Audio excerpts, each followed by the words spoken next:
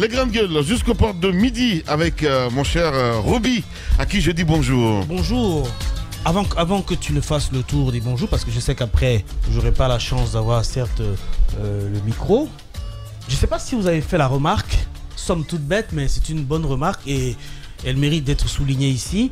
Ce que ça fait 2 ou 3 jours, je crois 2 jours, le 3e jour c'est aujourd'hui, qu'il y a moins de véhicules, moins d'engins qui ont circulé à Conakry. Bah oui. Et donc, vous n'avez rien remarqué? Il fait moins chaud. Mais non, mais Roby. Si. Il fait moins chaud. Non, il fait moins chaud. Si, il fait moins chaud. Ça veut dire quoi? L'idée c'est quoi? On peut avancer? Non.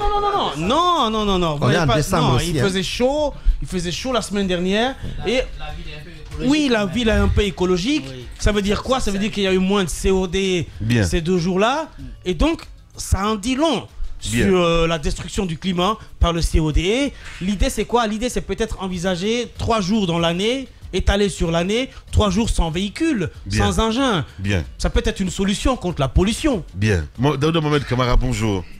Bonjour Lamine, bonjour à tous. Voilà. Il y a quelqu'un qui me dit, il me dit, mais attends, votre Lamine là, et comme on le dit en Malinka, Kekbeleng.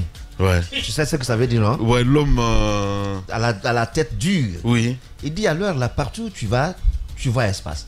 Radio, espace, tu vas à télé, tout est partout, comme si rien ne se passait chez vous. Je dis, ben.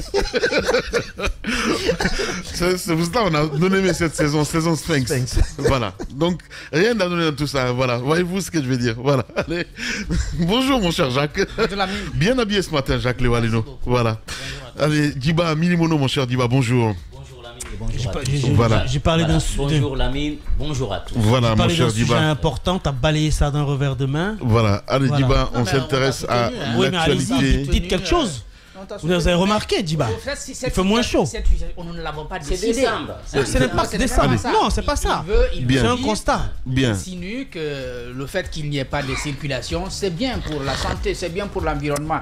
Mais nous ne l'avons pas décidé, Roby. Attends, Lamine. Ça s'est imposé. On est sorti de la COP 20 combien, je sais même pas.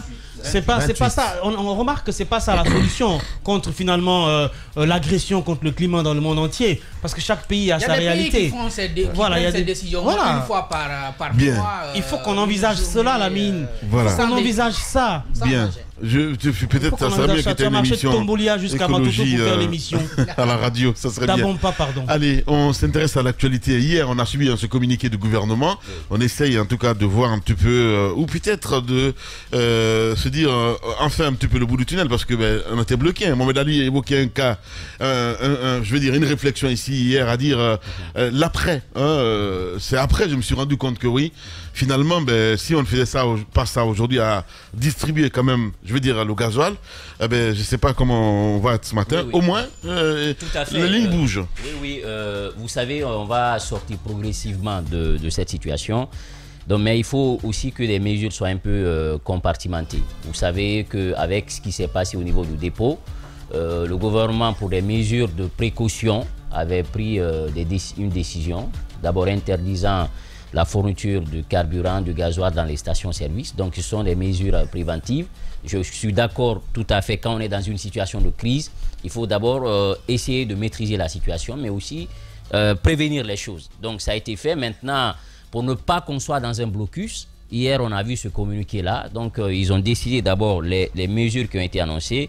Il a été décidé de l'approvisionnement des populations uniquement gasoil. Donc les voitures qui prennent du gasoil ce matin, vous avez constaté que la circulation a lentement et timidement repris. Vous avez également la restriction de la circulation des camions-citernes qui reste d'abord maintenue. Vous avez aussi le service minimum est autorisé dans les administrations publiques et privées dans la commune de Kaloum. Le port du masque est fortement recommandé dans la commune de Kaloum. Alors vous savez qu'on ne peut pas indéfiniment rester dans cette situation. Parce que n'oubliez pas que chaque jour que l'administration guinéenne ne travaille pas, ce sont des millions et des millions, des milliards que l'État perd. Vous avez le service des impôts. Et il y a les Guinéens qui vivent le jour au jour. Qui vivent le jour au jour. Les fonctionnaires, aujourd'hui, vous savez, le traitement, même si substantiellement il y a eu des efforts ces dernières années, ces 10 dernières années, et il y a quand même toujours cette situation qui fait que les conditions de logement, les enfants, la pitance et tout ça, donc les gens sont obligés de sortir pour travailler. Donc maintenir les citoyens à la maison, les fonctionnaires notamment, l'État en est conscient, on ne peut pas continuer. Parce qu'il y a une chose qui reste claire, c'est la condition sociale qui détermine la conscience sociale. T'as tout dit. Lorsque les gens, à un moment donné, ils peuvent accepter beaucoup de choses, mais lorsqu'on n'a plus où porter la tête, lorsqu'on n'a plus les moyens de subvenir à ses besoins, lorsqu'on est dos au mur, on n'a plus les moyens de subvenir aux besoins de la famille en termes de santé et tout. Donc, c'est les cris qui vont commencer. L'État est conscient de ça. Ça a déjà commencé, hein. Faut le rappeler. Ça a commencé depuis un bon moment. Donc, moi, j'écoutais hier les auditeurs à l'intérieur du pays. D'aucuns décrivaient un petit peu l'atmosphère. C'est incroyable. Hein. C'est extrêmement difficile. Donc, aujourd'hui, ils sont en train de lâcher du lest pour que la vie reprenne timidement. Mais cette situation ne va pas rester sans conséquences. Mais évidemment. Ici, on est pour l'instant sonné et je sais qu'on va sortir progressivement, mais il y aura des conséquences sur le plan économique. Ça, il faut s'y attendre parce que ça va venir gréver le budget de l'État. Forcément. Maintenant, pour l'importation du carburant, vu que le dispositif, le paradigme a changé, ça a forcément une implication. Également, il y a eu un bilan qui a été fait au niveau du dépôt, parce que tout est parti de là. Il y a une communication du directeur général de la SONAP où il a fait la situation. Alors, il faut rappeler qu'au niveau des 13 bacs, la perte qui a été engendrée en termes de capacité de stockage, vous avez l'essence, c'est 29 000 m3, on a perdu, gasoil 60 000 m3, le jet 3500 m3, ce qui est en fait le carburant pour l'aviation. Maintenant, sur les 13 bacs, on les a perdus. Ça a été précisé qu'ils sont entièrement hors service aujourd'hui.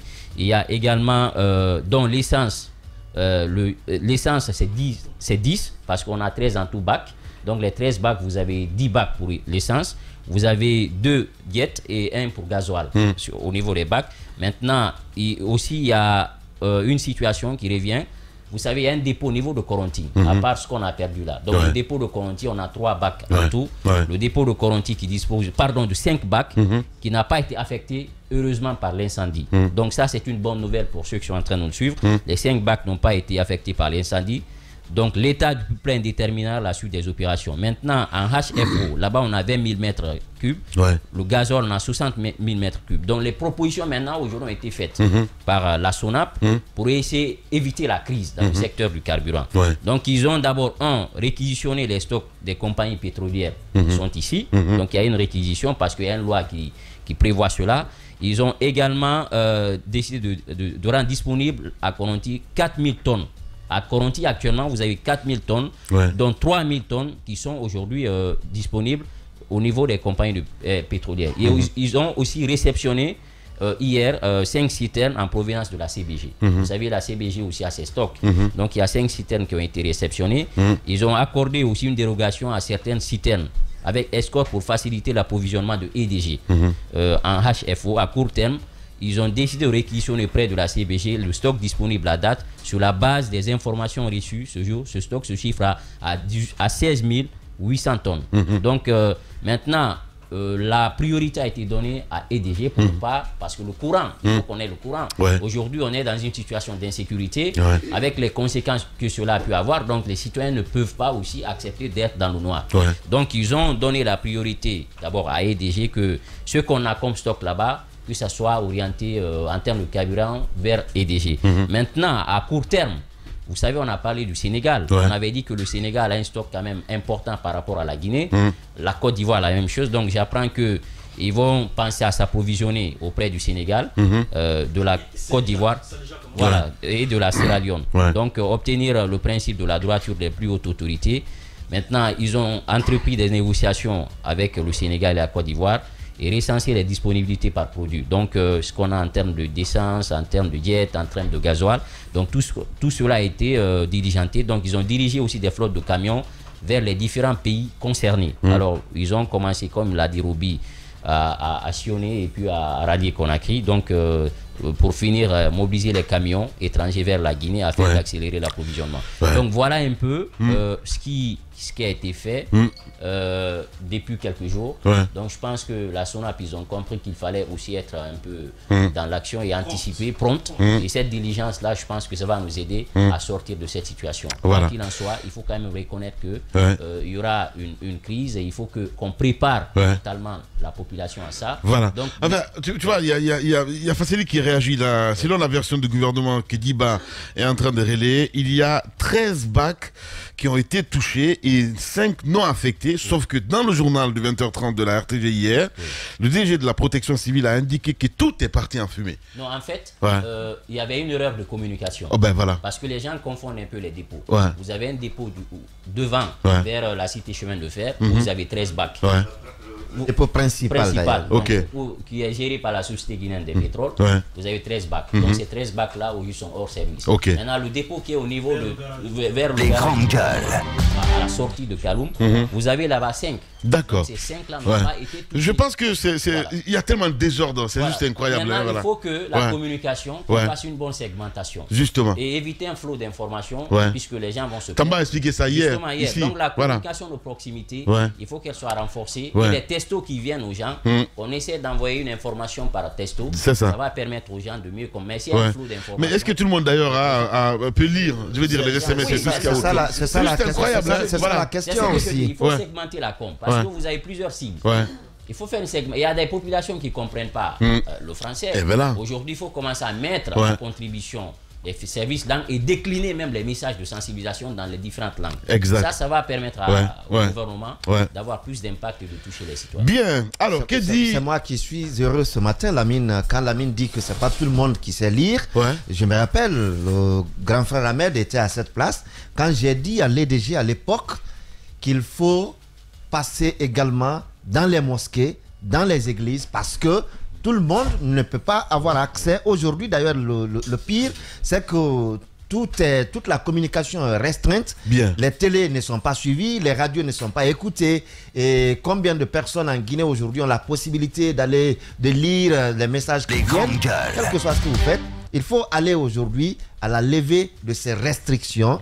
Parce que là, ça a un effet négatif aujourd'hui. On en parlera, mon cher Daouda Mohamed Kamara. Avec qui dit les professionnels justement dans ce secteur-là, parce que je pense que c'est important quand même, leur avis compte. C'est bien que la SONAP puisse proposer des solutions, j'ai envie de dire palliatives, mais les professionnels justement dans le secteur du pétrole, qu'est-ce qu'ils disent exactement, mon cher Jacques Léo Aleno? On a écouté Télico, c'est ça? D'abord, pour précision, Télico.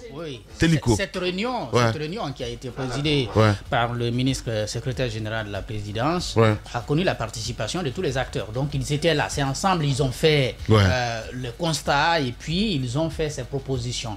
Donc on peut estimer que les marketeurs, les distributeurs ici sur place ont souscrit à ces propositions qui ont été faites sur place parce que tous les acteurs étaient autour de la table quand ils ont fait le constat et puis ils ont envisagé des solutions.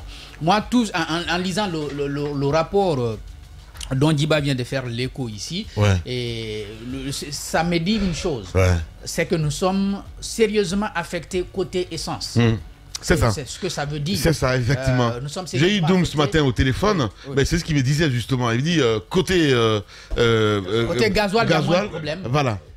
Côté essence, tout est fini en fait. Tout est fini. C'est détruit complètement. Lequel des Doom? Doom. Amadou. Bon, lui aussi il est grand. Ils sont tous grands. Amadou Doom.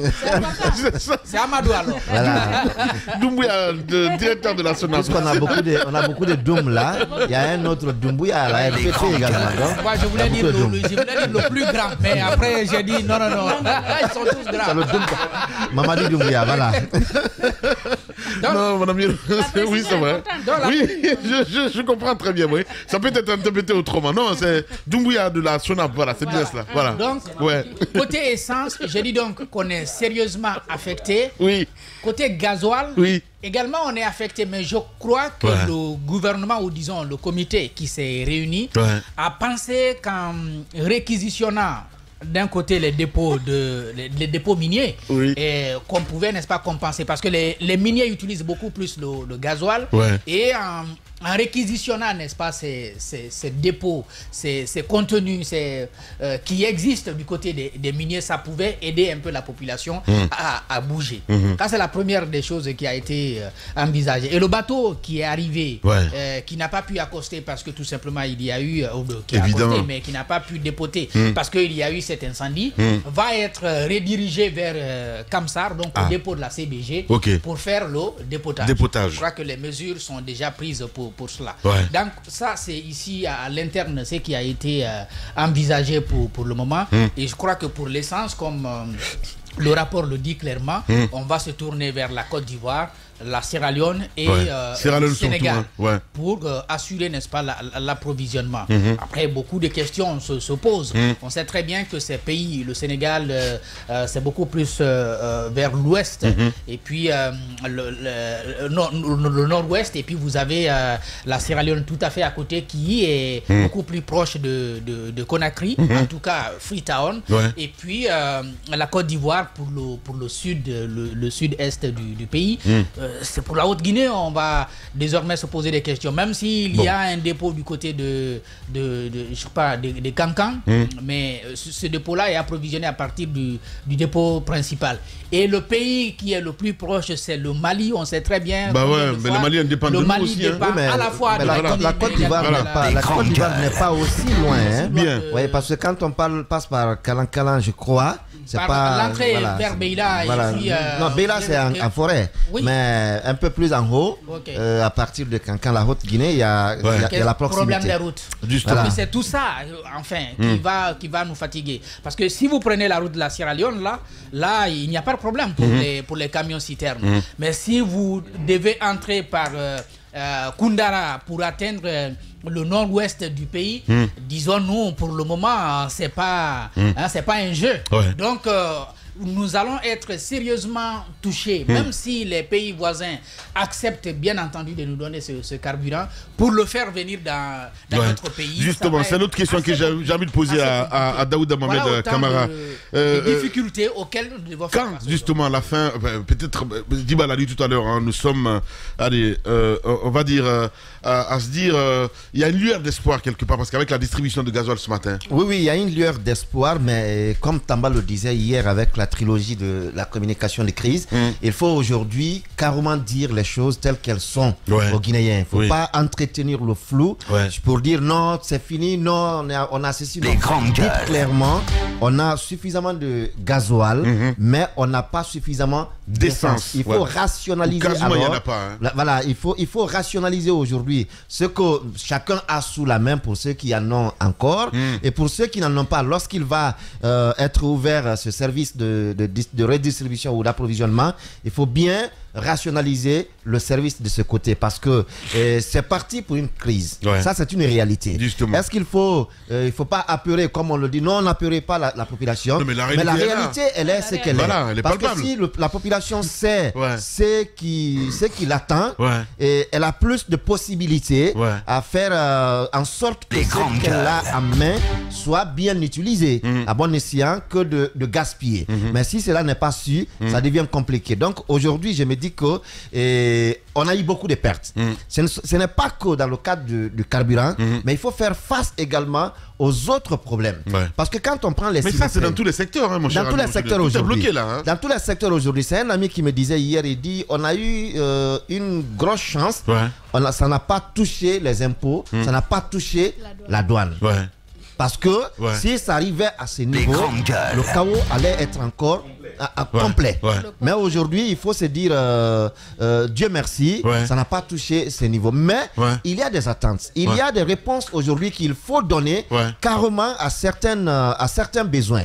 Quand on prend les immeubles tout autour dans Coronti, dans Tombo 1, Tombo 2, il y a beaucoup de dégâts. Bien sûr. Et les citoyens aujourd'hui, je lisais un citoyen hier qui invite le président à l'aider à reconstruire sa maison. Quand on vous dit qu'il y a 778 ménages qui ont été touchés. À Kaloum. À Kaloum. À Coronti, et à Tombo 1 et Tombo 2. 638 ménages qui ont été touchés. Et souvent, ils ne sont même pas assurés. Qui ne sont même pas assurés. Ouais. Alors, ça, c'est le gros marché de Gomou. Hein. Voilà. C'est notre sujet, ça. Ben voilà. Alors, aujourd'hui, ça, c'est l'Anala Assurance. Alors, ben oui. donc aujourd'hui, il y a cette problématique qui se pose. Ouais. Est-ce que le gouvernement a-t-il tous les moyens aujourd'hui pour faire face d'abord aux bâtisses administratives et de l'autre côté, les bâtisses privées. Parce qu'il faut venir en aide, ce sont des sinistrés. Ouais. C'est vrai, aujourd'hui, on trouve à manger 378. 378, oui. C'est énorme, hein. Aujourd'hui, il faut aller vers... Quartier 1, 2, Tombo, Almamia. Qui ont été touchés. Oui. Donc, les quartiers qu'ils ont cités. Que le communiqué a cité. Alors, aujourd'hui, on trouve du manger pour les sinistrés. On trouve pour eux des habits. Mais ils dorment avec la peur. Ouais. Parce que moi, la question que je me pose depuis hier, je me la posais. Je dis, aujourd'hui, on dit que vivre dans ce périmètre-là, c'est dangereux. Très dangereux. Très dangereux. Ouais. Mais les sinistrés ont commencé à retourner dans leur maison. Parce que pour la plupart, ils n'ont pas où aller. Justement. Ils n'ont pas où aller, ils ont commencé à revenir. Même si l'État dit, le gouvernement dit non, les dispositions sont prises. Mais quelle disposition est concrètement prise aujourd'hui? Vous allez demander aux gens de porter les masques, les bavettes. Oui, ils vont porter. Mais pendant ce temps, ils ont des murs de leur maison qui ont lâché. Ils ont les fenêtres qui n'existent plus. Ouais. Ils ont des problèmes. Il y en a qui sont sortis ces jours-là et qui ne peuvent plus aller au travail pour trouver leur train-train quotidien. Il y a tout ce problème aujourd'hui qui se pose. Il faut clairement que le Guinéen sache que nous devons rationaliser le peu que nous avons dans l'utilisation aujourd'hui. Parce que la crise, elle est là. Et évidemment, et surtout le désordre dans la com, hein, c'est très important. Et justement, une seconde, Lamine, l'autre facteur, puisqu'on va prendre au Sénégal et en Côte d'Ivoire, sachant que le Sénégal, je vous disais qu'ils ont la capacité à stocker sur des années. Maintenant, la qualité du carburant, parce qu'eux, ils ont une raffinerie là-bas, n'est pas celle de la Guinée. Donc, ce qui veut dire que si nous achetons là-bas, en termes de transport, mais aussi le prix d'achat, ça va nous revenir plus cher par rapport à justement. Peut-être le mieux c'est de partir juste en Sierra Leone à côté. Voilà. On a des commandes. On a des commandes qui arrivent. Oui, mais ça peut être dépoté. Ça coûte cher. Voilà, ça coûte cher. Dépoté où? La capacité. On ne dépote pas. Pardon de cette intrusion. Bonjour. Bonjour l'ami. Bienvenue. Voilà. Ce qui a été prévu, c'est de favoriser que directement, au lieu de passer par dépôt, parce qu'habituellement, lorsque les navires amarrent, on dépote vers les bacs, les 13 bacs finalement pour l'essence qui sont partis et le reste. Mais ce qui est proposé, c'est que directement, il puisse être établi un pont qui permettrait aux camions de venir directement vers le navire et de charger. Mais c'est ce qui est dit dans la... C'est ce qui est dit dans la note finale qu'on a sous la... Oui, c'est possible. Donc par rapport à ce que Daouda dit. C'est possible. Il y a même une autre solution qui est envisagée, c'est que les gros navires, les gros tanks qui vont venir avec les plus grosses capacités et qui n'ont pas la possibilité d'amarrer à bord très proche du port, parce qu'il faut savoir qu'il y a des navires, hein, il faut une certaine profondeur pour pouvoir accoster. Ils ne peuvent pas venir jusqu'au près de Conakry, ils vont rester en haute mer, et que certains petits navires de petite capacité, des tanks de petite capacité vont aller s'approvisionner et venir accoster au port de Conakry pour que les camions puissent aller, c'est bien possible, que les camions puissent aller se ravitailler directement dans ces tanks. Ce qu'il faut souligner, c'est quoi? Moi, je parle de l'après-explosion, parce que c'est très important quand même qu'on s'intéresse. Excuse-moi, mon cher Roubi, j'ai juste posé une question parce que je sais que tu en sais beaucoup, évidemment, parce que je parlais tout à l'heure des professionnels dans ce secteur-là, KP, entre autres. Il y a beaucoup d'autres. Qu'est-ce qui est prévu dans ce sens-là? C'est l'autre question que je me pose aujourd'hui. Oui, parce que... Oui. Depuis cette réunion-là, je sais par exemple que KP, c'est Kamsar Petroleum. Justement, il sait. Il est du Kamsar Petroleum, lui. C'est ravitaille au Sénégal. A déjà mobilisé ses camions, ses citernes. Tu veux dire quoi? Je suis le chargé de com de Capé? Ben non, mais t'es de comme ça pétrole. Voilà, allez-y, mon cher ami. Il y a tellement de Capé dans ce studio là. Oui, moi j'en suis. Je le sais très bien, il n'y a pas de problème. Allez, vas-y. Ouais. Alors, qu'est-ce qui est prévu chez vous à Capé? Guinéenne qu'il faut louer, qu'il faut saluer. Qu'est-ce qui est prévu chez vous? Les grandes gueules. Qu'est-ce qui est prévu chez vous? Comme toi, Lamine. Qu'est-ce qui est prévu chez vous? On est fiers de vous. Eh bon Dieu. Capé est au Sénégal. Allez-y, Djiba. Voilà. Là, j'ai coupé la langue là en fait. Justement, même eux, c'est des champions, c'est vrai. Ils ont ressenti quand même l'état pervers de ce qui est en train de se passer. C'est de grosses pertes pour eux, c'est des millions de dollars, ils vont perdre. Mais une fois encore, puisque quand il y a un justement, c'est important. On appelle l'effort de guerre, et ça, chacun va y contribuer. Maintenant, après tout ça, au sortir, les évaluations se feront. L'association en tant que justement, voilà. Devrait quand même, Diba, t'es trop intelligent. Devrait quand même... trop brillant. Les grandes gueules. Non mais quand même quoi. Non mais oui, il est trop brillant ce garçon. Je suis le petit frère de Tamba. Là, t'as tout tué là. Tu vois,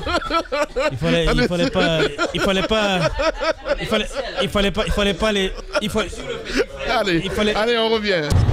La Guinée sous le choc après donc l'explosion, vous le savez très bien, d'un dépôt d'hydrocarbures en plein cœur de la capitale guinéenne Conakry à Kaloum. On essaie de se poser des questions ce matin, l'après-coup, et c'est surtout ce qui est intéressant, mon cher Ruby, je posais la question en ce qui concerne les acteurs dans ce secteur. Bien entendu justement. Que les acteurs mettent le bouchée double pour que les stations puissent être réapprovisionnées en carburant.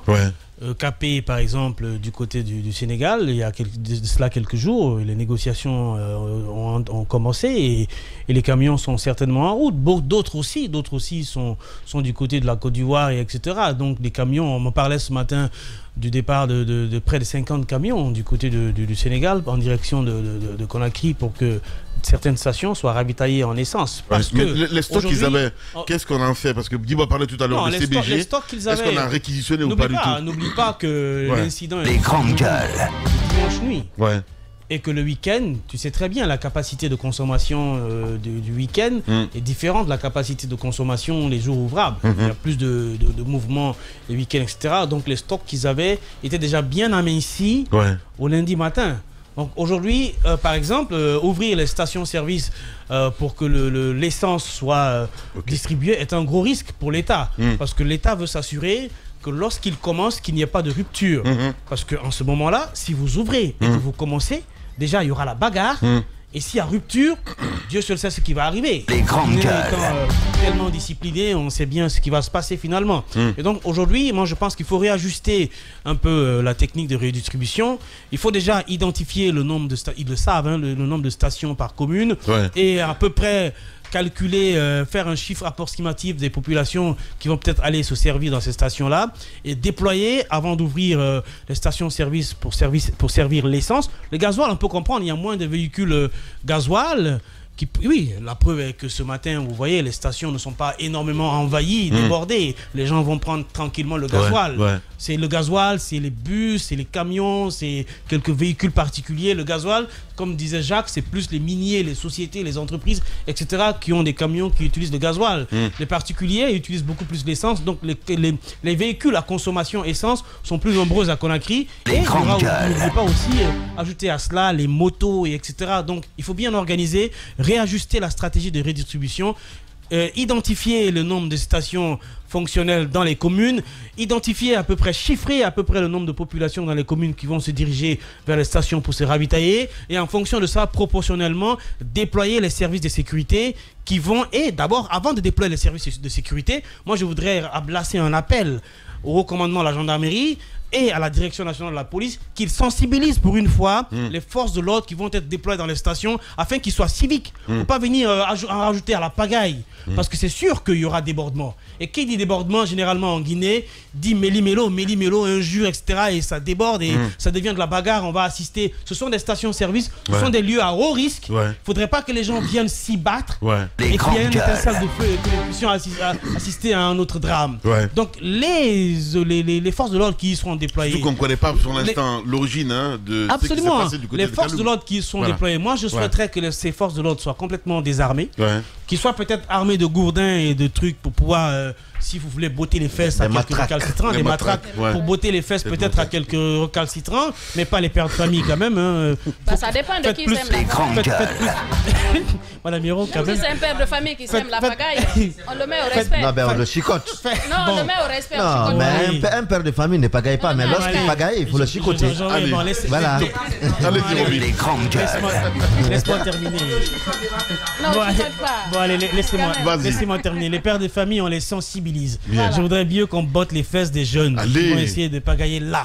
Donc, il faudrait que ce soit proportionnel et qu'il y ait une grande sensibilisation, une grosse campagne de sensibilisation au niveau des forces de l'ordre, des agents qui vont être déployés pour maintenir l'ordre dans les stations, qu'ils soient très stoïques vis-à-vis de la provocation, vis-à-vis des injures, vis-à-vis des bagarres, vis-à-vis des indisciplines qui seront là. Donc, et il faudrait que les Guinéens aussi, voilà exactement, il faudrait que le Guinéen aussi sache que il faudrait s'attendre à ce qu'il y ait un afflux de personnes. Et que lorsque vous venez, que vous respectiez la ligne et que les choses se passent bien. Moi, je pense qu'il faudrait aujourd'hui que les gens sachent que chacun a son rôle à jouer en pareilles circonstances. La bonne éducation doit être le leitmotiv le jour où ils vont ouvrir les stations, mais l'État doit réajuster sa stratégie de distribution d'essence le jour où les stations vont ouvrir. Voilà. Surtout contrôler aussi l'ACOM, c'est très important parce qu'il y a un désordre qui ne dit pas son nom. Je le rappelais tantôt avec le compte-rendu de Diba, et c'est que le DG de la protection civile a indiqué dans le JT de 20h de la RTG, madame. Est-ce que lui connaissait même le nombre de dépôts là-bas? Comment ça? Oui, mais c'est pas forcément qu'il est le DG de la protection civile. Le DG de la police a accordé une interview. Les grandes gueules. On peut dire ce qu'il voyait devant. Exactement. Parti, donc exactement. Il peut le dire. Oui. Mais je crois que ça.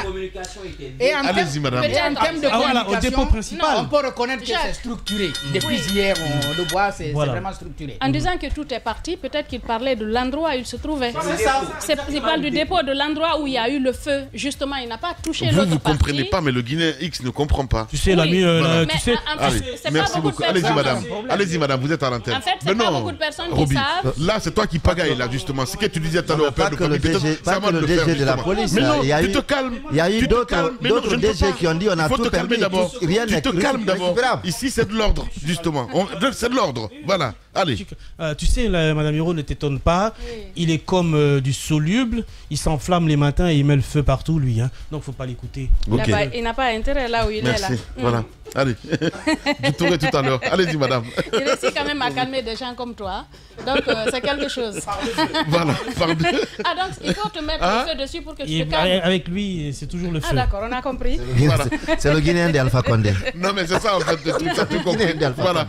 Non, mais en fait, je pense que... Non, c'est pas qu'on la sort, il coupe quand même. Allez-y, madame. Voilà, allez-y, madame. Bon, allez, on revient.